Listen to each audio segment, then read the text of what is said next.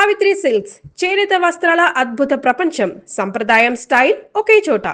ఈ మధ్యకాలంలో రాజా వన్నం రెడ్డి అని ఒక డైరెక్టర్ని అయ్యో ఇంటర్వ్యూ తెలుసండి. చేశాను. ఆ, వారు చెప్పారు సార్, చనిపోయే వరకు ఆయన ఇంటి నుంచి ప్రతి నెల 2 లక్షల రూపాయలు చెక్ వెళ్ళేదంట పేదవారికి. నిత్యాన్నదానం ఆ ఇంట్లో జరుగుతూ ఉండేదంట. ఆయన ఒక్కడు ఒంటరిగా భోజనం చేయడం నేను నా 25 ఏళ్లలో ఎప్పుడు చూడలే. ఉమ్, ఎప్పుడు ఒక 10 మందితోనే భోజనం చేశాడు ఆయన. ఉమ్, ఏ ఒక్క రోజు అది అల్పాహారం కానివ్వండి, స్నాక్స్ కానివ్వండి, టీ కానివ్వండి, భోజనం కానివ్వండి, ఉమ్, 20 వెండి పళ్ళెలు రెడీగా ఉండేవి సార్. బా. కింద ఎవరు ఉన్నారు? ఆయన మొదటి క్వశ్చన్, పలానా ఉన్నారు, పలానా వాళ్ళంటే పైకి రమ్మన్నారు. ఆయన్ను ప్రతిభావంతులైనటువంటి రైటర్స్ని, టెక్నీషియన్స్ని ఉంటే ఆయన పంక్తి భోజనం చేస్తాడు. ఆయన శ్రీహరి ఉన్నాడు, శ్రీహరి పైకి రమ్మ, అశోక్ తేజ ఉన్నాడు పైకి రమ్మ, ప్రభు ఉన్నాడు జర్నలిస్ట్ పైకి రమ్మ. ఇలా ఒక 15 కంచాలు రెడీ అయిపోయాయి. ఆ తల్లికి విసుగు లేదు, విరామం లేదు. ఉమ్. సరే వంట చేసే ఉంటారు అనుకోని పర్యవేక్షణ ఆమెదే. అంతే కదా. అమ్మ మా అందరికీ ఒకటేసారి భోజనం పెట్టి, గురువుగారికి ఏది ఉంటుందో మాకు అదే, ఉమ్, అది టిఫిన్ అయినా భోజనం అయినా.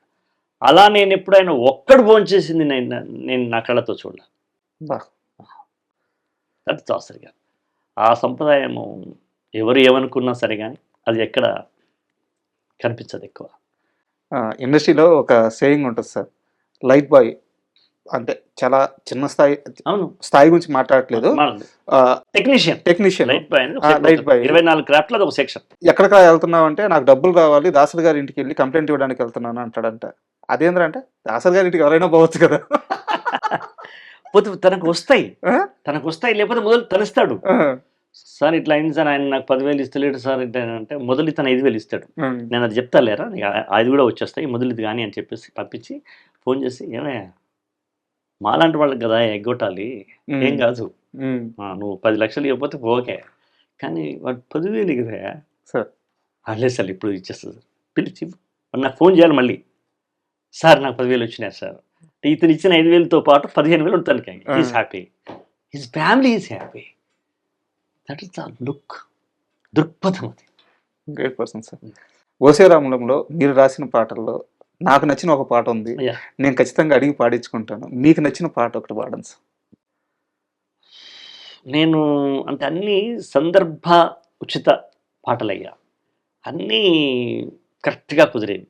కానీ ఆ రోజులలో ఆయన నాకు తెలియకుండా చేసిన సహాయం ఏంటంటే, 4-5 జోనర్లు సెలెక్ట్ చేసుకుని అన్ని రకాల రసాలలో వైవిధ్యంగా నాతో రాయించినారు.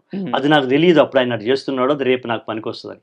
విషాదం, విప్లవం, బాధ, కన్నీళ్ళు, వెటకారం ఇలాంటివన్నీ ఎన్నుకుని పాడించినాడు ఆయన, రాయించినాడు ఆయన. అది నాకు తెలియదు అప్పుడు. ఇంటి ఇంటి జనవే ముద్దులాపు బంతి విధి రాణివే, తీరు నిజే బంతి పువ్వుల తేరు, నీ సాటి కన్నలిటలేరు, నిన్ను చూడ కోరికల పోరు, శోభ దివ్యాంగులైన సరిరారు, నిన్నుగా నోళ్లకు జోహారు. అక్కడ పంచనం. ఇట్లాంటి ఒక వినోదాత్మకమైన ఇంపార్టెంట్ సన్నివేశానికి ఇది తీసుకున్నాడు. రామ సక్కని తల్లి రాములమ్మో రాములమ్మ, నువ్వు రాయోలే కూసున్నా. చూడండి, ఒకే రచయిత నుంచి ఇట్లా రాపిస్తే అన్ని రాయగలడు, వెర్సటైల్ రైటర్ అవుతాడు అని మొట్టమొదలే మనకు ఒక అద్భుతమైనటువంటి ఇమేజ్ కల్పించి వదిలినట్టు. అంతే కదా. అది ఎందరు చేయగలరు సార్ తర్వాత ఇంకో వైపు వస్తాయి విప్లవం.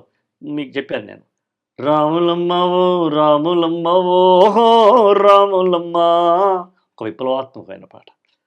కొడుకును పోగొట్టుకుంటే ఎరుపు రంగు యాడ ఉంటే ఆడే ఉంటానంటివి, కన్న తల్లికి ఎడమి తల్లికి కన్ను రెప్పావైతివి, ఓ నెత్తురే పొత్తిల్లుగా ఈ నేలపై పడి ఉంటివి, ఓ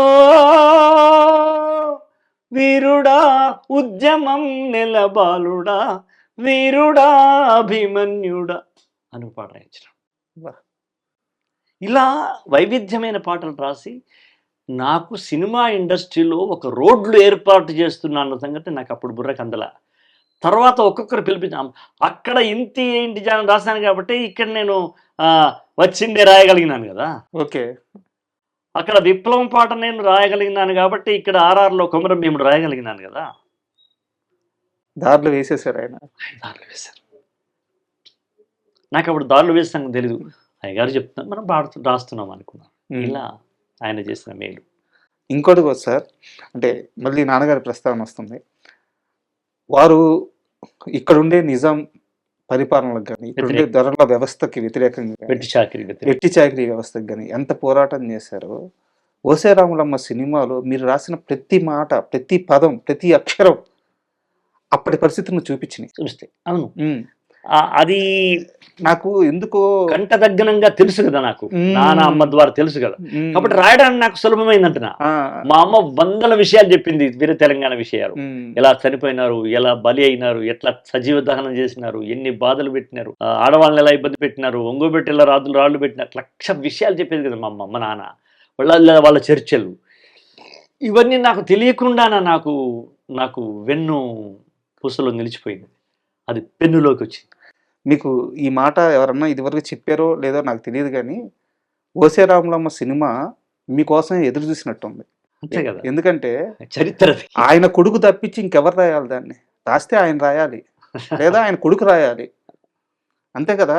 అన్నీ తెలిసిన వారు, అన్నీ చూసిన వారు, వాటి మీద జీవితం అంతా పోరాటం చేసిన వారు, ఆ కుటుంబం నుంచి కానీ ఆ రక్తం నుంచి కానీ ఒక మనిషి వచ్చి రాయాలి, కానీ వేరే వారికి ఎందుకు వెళ్ళదు ఆ సినిమా.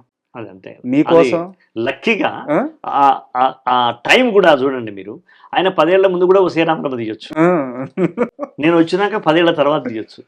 అప్పుడే తీసినాడంటే నేచర్ మీట్స్ నేచర్ మమ్మల్ని కలిపినట్టుగా భావిస్తాను నేను.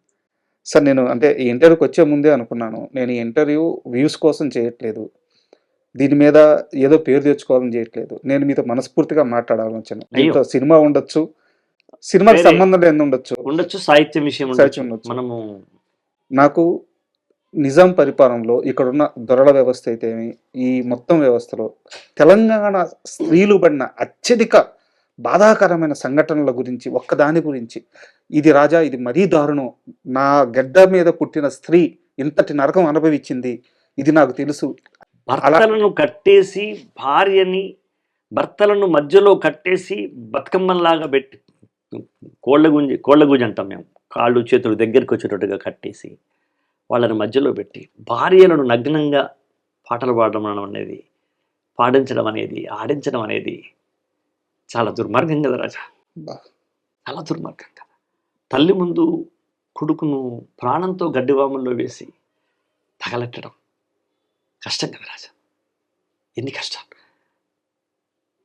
తోలు తిరగలు తీయమంటారు, చర్మాన్ని ఒలిచేసి పుట్టల మీద, చీమల పుట్టల మీద, చెదల పుట్టల మీద పడేయడం, ఇవన్నీ వినడానికే మనకు కష్టంగా ఉంది రాజా. ఆ రోజులలో ఎంత దారుణమైన విషయం అది. నేను అది రాచరిక పాలనలో జరిగినటువంటి దొరలు చేసిన, జాగీర్దారులు జమీందారులు చేసినటువంటి దోపిడీ, దౌర్జన్యం, రజాకారులు వాళ్ళకు తోడు కావడం, ఇది నాకు కళ్ళెదుట జరిగిన మా అమ్మ నాన్న చెప్పినంత అంతకన్నా సత్యమే ఉంటుంది. నాకన్నా ఇంకా తెలిసిన వాళ్ళు ఎవరు ఉంటారు? తెలిసిన వాళ్ళు ఉంటారు, చెప్తున్నా. నేను అడగడానికి ప్రధాన కారణం కూడా అదే కదా. కాబట్టి మా నాన్న పాటల్లో రాసినాడు,